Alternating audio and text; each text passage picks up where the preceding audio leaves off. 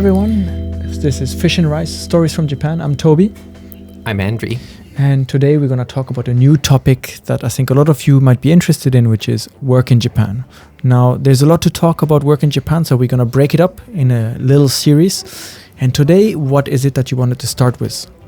I'm thinking about finding a job. Is it difficult? Is it easy? I myself came to Japan and found a job relatively easy. It took some time though. How about you? It's the first thing, right, that everyone wants to do when they come to Japan. Find a job, get some stream of income. If you come here, whether it's for studying or you come on a working holiday or you actually want to come for the purpose of working, that's the first thing you do. And it's one of the biggest challenge you may have. A lot of questions related to the visa, maybe how to find a job, which is going to be today's topic, but also like what are the challenges? Do I need to speak Japanese or not? So you just asked me, what about me? Well, I came on a student visa and that was already over 4 years ago. So I think my case might be a little bit different than many. And I'm going to preface this by saying that in Japan there's two types of jobs, the full-time employment and what they call baitos. So baito is the short term for arubaito, which comes itself from the German word Arbeit and which means work. But in Japan it has a different meaning, slightly different. It's smaller work. Exactly. It's just referring to part-time jobs here in Japan. And that's what most people start with, I think. And in my case, especially because I came on a student visa, which only allows you to work part-time for up to 28 hours per week. That's what I looked for. And my background is working in hotels, right? We talked about this a little bit before off camera. And then I was looking for an opportunity to find work that is in the same line, in the same industry. And it's also one of the reasons I picked Osaka, because it's a big city. It has a lot of international hotels. And I thought, maybe I can find a work more easily there because I don't speak Japanese. I didn't speak Japanese at the time I came. Not Tokyo? Well, I studied in Tokyo abroad before and I didn't want to live there again. It's just too big for me. So I was like, Osaka seems to be big, but not too big in comparison to Tokyo. And yeah, but that's a long story. I see. Still pretty big pretty city. Big, yeah, it is. If you on the scale of things, it's pretty big, but it feels not that big when you're in it. So I applied to these hotels online through LinkedIn. So the hotel industry, people working in the hotel industry have a very big community in LinkedIn. And that's how I found all my previous positions, whether they were internships or seasonal jobs, just by reaching out to people directly and asking, is there an opportunity to work at your hotel during this period? And that's what I did this time again in Japan. Now, LinkedIn, a lot of you might be thinking, very popular social media used for work purposes. Yeah, in the West. I wouldn't guess that it's popular here. At least when I came here, I was not looking on LinkedIn. No, it's not the first thing that comes to mind when looking for jobs in Japan, but it's growing, I think, and it's very industry dependent. So as I said, the hotel industry, very, very big on LinkedIn. And especially international hotels have a lot of expats working there, people that are in transit in Japan that work here a few years in a management position, then maybe move to another hotel somewhere else.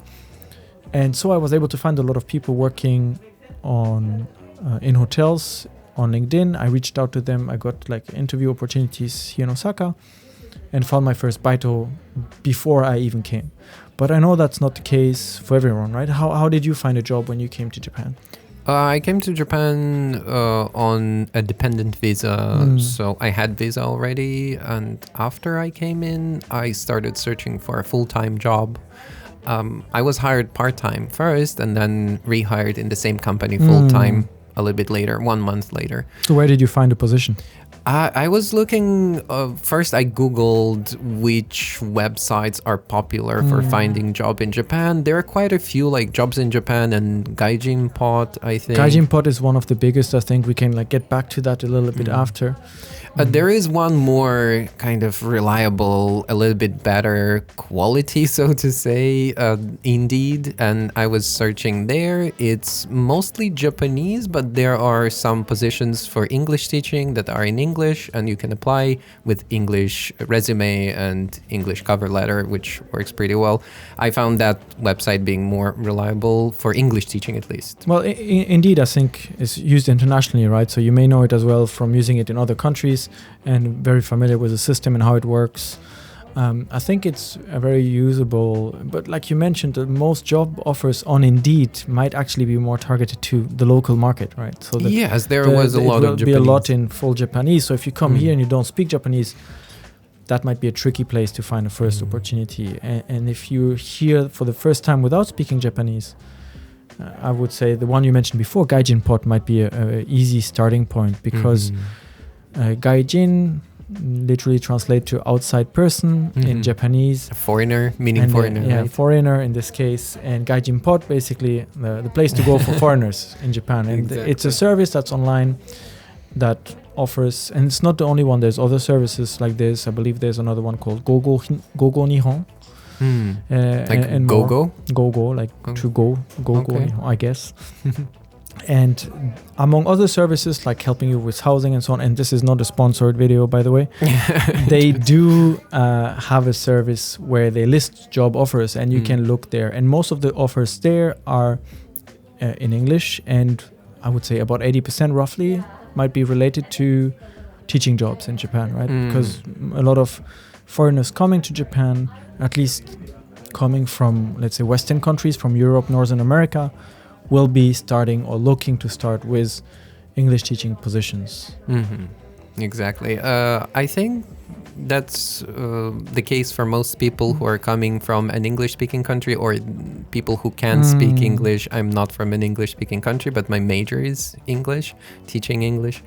So that was the first thought. I didn't even think about doing any other jobs. Relatively recently, I started doing photography and videography and got full-time job here in Japan. Also not being able to speak Japanese almost at all, very basic. So it is possible, right? There's this myth that, if you don't speak Japanese, you cannot find work in Japan. It's not really true. No, it is possible. There is one, so to say, drastic way, starting your own business, starting your own brand startup here. And you can also, if you make some money, if you have some saved up money with you, you can actually do that and work here, open your own business. But yeah, there are some jobs without any Japanese or with very little Japanese that you could find. And I think you started also with your first job without speaking any Japanese, or not very well. Correct. No, I didn't speak anything. When I came to Japan, my Japanese was limited to just saying hello and goodbye and thank you. And I found this position without requiring any Japanese. I had to learn the basics quite quickly because it's a hotel. It was an international hotel. Before COVID, 80% were foreign clients. But still, there's Japanese customers, of course, and they would like to be addressed in Japanese, so I had to learn. But yes, for baitos especially, if we get back to baitos, these part-time jobs that a lot of our listeners might be looking to start with, they are relatively easy to find, I think. You don't need to... I was very worried before coming to Japan. What if I cannot find a job because I don't speak Japanese? How am I going to do to pay my bills and things like that? I realized after coming that I was in the same situation as many other students at the language school, coming from all kinds of different countries, and all of them found jobs once they arrived here in Japan.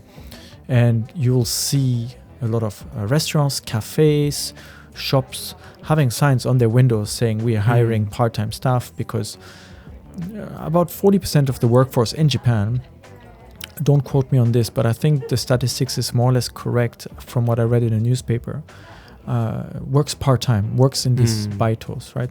So a lot of companies are relying heavily on these part-time workers, and there's a high turnover. So if you come to Japan and you want to start with this, just to get some income, to set yourself up here with an apartment and so on, you can usually just walk into a place, ask if they're hiring, and a lot of them are. Many popular places for job, or I would say one of the popular places, are convenience stores. Yes. I hear that recently, because there is shortage of workers, they even hire some people who are studying Japanese, just starting, and have very, very basic Japanese level. kind of under the promise that they will learn Japanese and start speaking more in the future. So they work kind of not talking to the customers, but maybe like cleaning up or sorting the things in the store. I personally never worked in a convenience store. I know people who have. It's not an easy job, and I think so. One thing to know about convenience stores is they are franchised, right? So the way each convenience store is managed is, of course, following by the brand guidelines, and they need to follow certain hygiene standards, organization standards, management standards. But I think the work heavily depends on who you're working with and who you're working for. The owner, the actual owner of the place. I've had stories of friends who it worked pretty well. The owners were very friendly, very casual. The work environment was positive. They were able to take free leftover food for their lunch breaks or dinner breaks. And on the other hand, I've had friends who it was a horror story, just like non-stop work and carrying things and cleaning things. And you have to deal with some customers that can be rude. It can happen for a variety of reasons. But for me personally, I didn't really want to work in this kind of convenience store. I was still thinking back then about having a career, in the hotel industry. It's not the case anymore today, but I wanted to work in this kind of food and beverage. But if you want to work in restaurants, cafes, a lot of opportunities to work as well. I see. Yes, I would think some people consider Japan is a place where you must speak Japanese because it's more homogeneous country. Most people speak Japanese here, and very few people speak English. It's not like Europe, for example. In some countries like France and Germany, people are relatively friendly with English speakers. Here it might be the case too, but many people imagine that it's not. But you still need to learn it. Once you start, even if you find a job that doesn't necessarily require you to speak Japanese up front, you will always need to pick it up and use it at work in one way or another. Especially if you want to stay here, you should learn Japanese, I think. If you come here and you're looking for work, we mentioned a lot of places so far. I think there are opportunities. And once you are living here, I think a lot of it happens also through word of mouth. You meet people, you network with people, and that way you can get maybe more opportunities with positions that are more stable and long-term. So not the part-time positions and more like full-time. But even in full-time, right, it's something, there's different types of positions. Contract work, where you usually have a contract for 1 year that might be renewed a few times. You have permanent positions called seishain, which is possibly what most people strive to get. I think it's very difficult for foreigners to get those. You either have to work in a Japanese company on some management position when they really need you as a talent or as a high-level manager. But I think it highly depends, because looking at it from the company's perspective, right, it's time-consuming to find talent. It's costly to find talent. So possibly you want to keep people within your teams, and one way to do this, I think, is by offering these more stable positions. And you see now, I think, a rise of companies changing back to offering more these longer contracts or stable contracts, because it's a means to attract people to stay. Because of course, if you have a permanent position, it might be easier for you to get a bank loan if you want to buy property, or if you want to settle here, basically. Yeah, exactly. Yes. So let's talk a little bit about visa and how you get your visa here. Is it difficult for you? Was it difficult for you to get your visa? So you started studying here first. It was student visa. You could work on that visa, right? Yes. So on a student visa in Japan, you're legally allowed to work 28 hours per week, and well, it's maybe not enough to cover all your expenses. So you should prepare according to this. But we want to talk maybe more about the work visa, right? So how do you get the work visa? And in Japan, it has to be sponsored by a company. So you need to find an employer willing to take you on and willing to go through the paperwork for the visa. And I think this is where it gets a bit tricky, because some companies especially some maybe smaller Japanese companies that have never hired foreigners and never had to do this, might not be willing to deal with this kind of paperwork. Not necessarily because it's complex, but just because they just don't know how to do it and they don't want to look into this. So for me, it was a case that once I find my position here at Zen Group, the company kind of provided me with the necessary paperwork and told me what else was required from my side to go to the immigration office and submit my application for a change of status. So I didn't apply directly for the work visa. I was on a student visa, which had to be changed. So I think it's two slightly different procedures, but in the end, it's kind of similar, I would say. I think it's easier, right? At least for me, it was the same. I was on dependent visa, and for the first only 3 months, I think, because very quickly I got my full-time job, and I could do at that time, or anyone can do full-time job only with working visa. As you said, student visa or any other kind of visa allows you to work for 28 hours per week, except for, I think, family visa if you are married. If you're married and have a spousal visa, you can pretty much do whatever you want here in Japan. You're allowed to start your own company, you're allowed to work full-time, you're allowed to study and stay here. But interestingly, the spousal visa is not a permanent residence, right? They're two different things. So you still have a visa that you need to renew, and before you get permanent residence, you have to stay here quite a few years. The conditions depends, and I don't want to get into this because I don't know the details. It's too deep. But yeah, so you still have a visa. Okay, so it's possible to get your student visa and then work here, and then possibly get a full-time job if some people want to move here. And I think that's one way a lot of people do it nowadays. Come first as a student, especially if they have the intention to come here, right? So it's either they find a job here directly, maybe as an English teacher through the JET program or independently, or they find a company directly, or their own company sends them here. So in which case they directly have the work visa. Or another way most people come is, I think, getting starting with a language school, student visa, and changing this into work. The last one I can think of is people who come on a working holiday, right? You can work part-time here on a working holiday. You don't really have a limitation on the number of hours, and you can travel as much as you want. One thing, and we might have to double check this, but I believe during the COVID period, the Japanese government changed one important regulation for the working holiday visa, which is you cannot change the status from working holiday to work visa while staying in Japan. You need to go back to your home country, change the status, and then you can come back. So it used to be that you can just change the status, just like I did for the change of student visa to work visa. But now for the working holiday, you need to go back. And I think it's important to keep in mind because that might be an extra budget to book the flights, and you need to plan for that accordingly. I see. Okay, can you tell me about your first few jobs that you, off camera, you told me about that you were searching for jobs in different places, not only in Osaka. Where did you try to find jobs in hotel industry? So once I was finishing my language school and I started looking for full-time positions, at first I was mostly looking into the hotel industry. And I was having opportunities to be interviewed in hotels in the north of Japan, in Hokkaido, in a ski resort.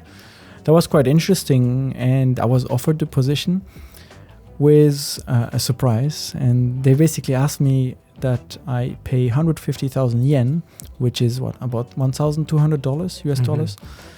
Or euros for the visa. And I was confused. I mean, you know it, there is usually no fee involved to pay for the visa. I think there is, but it's like tiny when you go to pick up your visa. Stamp, but you don't pay up front, right? And so why $1,200? So I inquired the company, and they're like, oh, we hired a lawyer to draft all the paperwork and make sure everything's in order.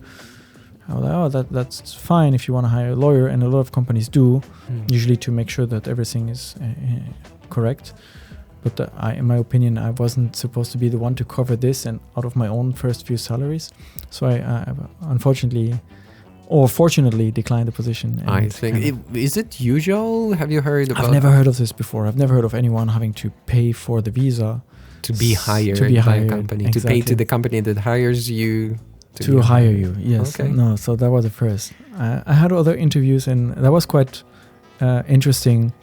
It was another hotel in the south of Osaka, not the south of Osaka, the south of Japan, in Ishigaki, which is a small island by the Okinawa archipelago. And what was interesting with them is, so that's a very, very tiny island, and there's not much to do there. So before offering me the position, they wanted me to come for 1 week or so, to 1 or 2 weeks, to see if I would actually like living and working there. Unfortunately, at the time, I was still a student, so I was not able to go because my school didn't allow me to go. I was on a student visa, and my student visa dictated that I have to go to school because that's the reason why I'm there. And actually, they're obligated to report you to immigration if you miss too many days of school and you don't show up. So there was no way for me to get some kind of special authorization, and I didn't do this. And then I realized I really like Osaka, and I wanted to stay here, and I kind of focused on opportunities here until I found this very nice place here, or rather they found me, and that was This is not a hotel at all. It's not a hotel at all, not at all. No, so they reached out through LinkedIn. So again, LinkedIn does work in Japan as well. Never worked for me. Never worked for you. It's there. You can use it, and it was a good timing, I think.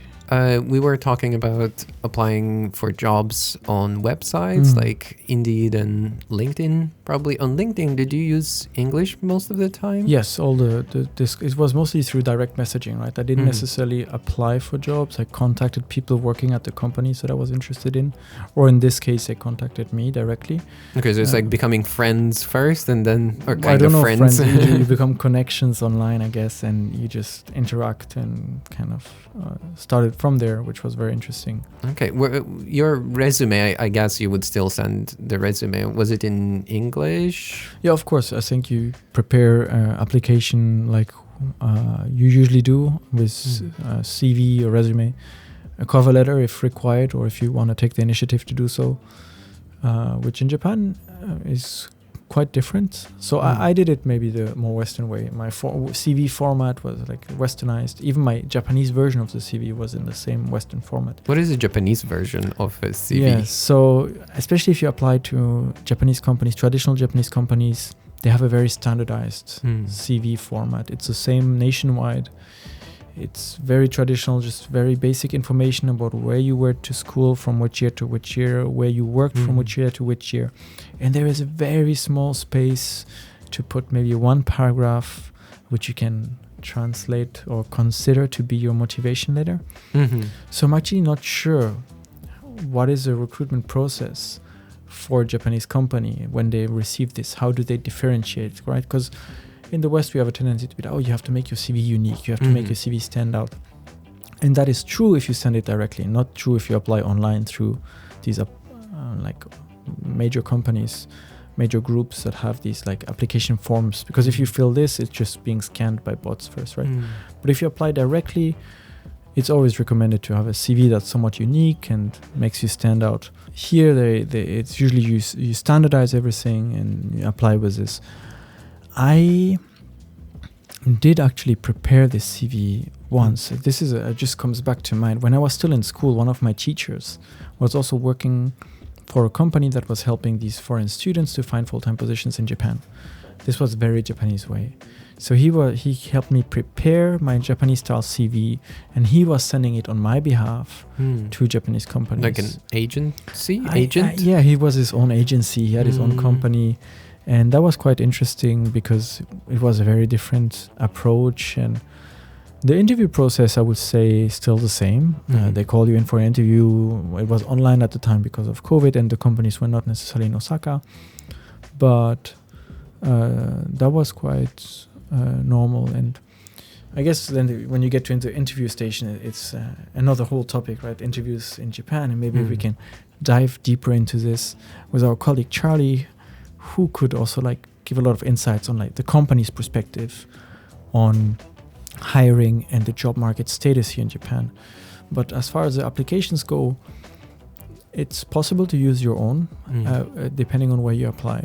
The companies that I applied to, one was English teaching school. I used my own resume that I made in some design program, and applying here was the same. I made a different resume because it was different kind of job, but still, it was the same idea. I tried to make it as unique to stand out and as possible.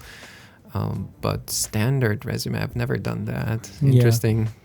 For me, it doesn't look that interesting, but maybe it has some advantages in terms of easily scanning information, or probably an HR professional could give more insights into this. I think we can talk about that with Charlie, as you said, and he has hired quite a few foreigners here in Japan, so yes, he can have some he will insights. have a lot of things to share with us.